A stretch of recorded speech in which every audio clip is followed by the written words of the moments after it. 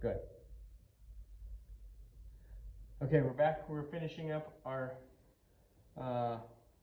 additional, or not additional, our, you can edit some of this, putting our plate for bearing bottom chord of our trusses. We are at our last 8 feet or so here, so I just wanted to take a look at a few of the details and just show how it's kind of working out. So this originally, I think I showed you in the other video, actually had no plate for some reason. This main ridge common actually hits way back, almost behind at the very, probably splits the Adobe wall, which is 18 inches. It almost splits it. We're going to end up with a bottom chord here and it bearing here directly on it. Probably showed that in the other video. Either way, if you look here, I do have, just wanted to show this really quick. The laser shooting this, I definitely want this plate level.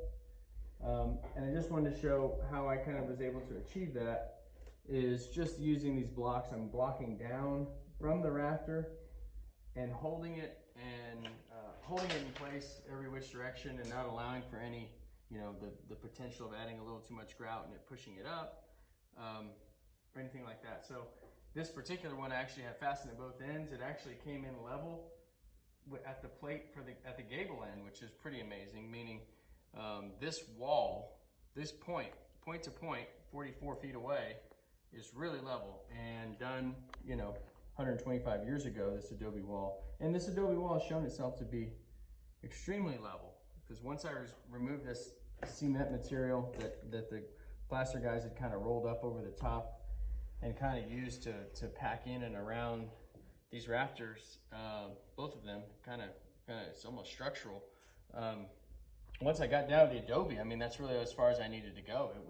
It was level end to end, and this plate showed that, and it nails flush with the gable wall plate at this end, the gable wall plate at that end, and there you go. So this is the kind of weird Adobe restoration stuff we'll run into.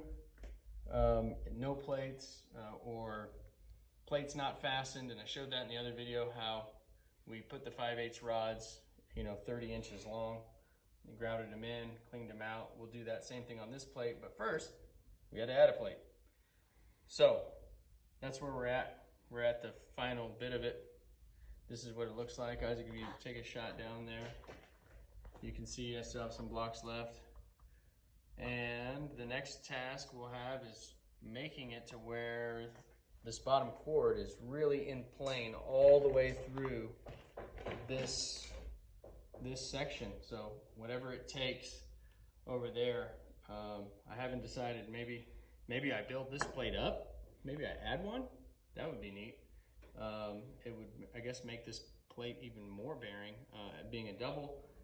Get it higher, and then maybe I shim that one up. Maybe that makes that one right. This end over here is really bad. As you can see, the laser's shooting, and it should be shooting 2 inches above the plate. You can see, if you can see that corner, at least for that little corner of it, it is so far out that it is below the plate on that side.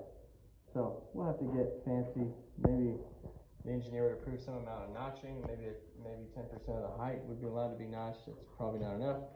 Maybe we add the plate plus notch. Either way, we'll show that when we get done, or when we get to that point. Peace.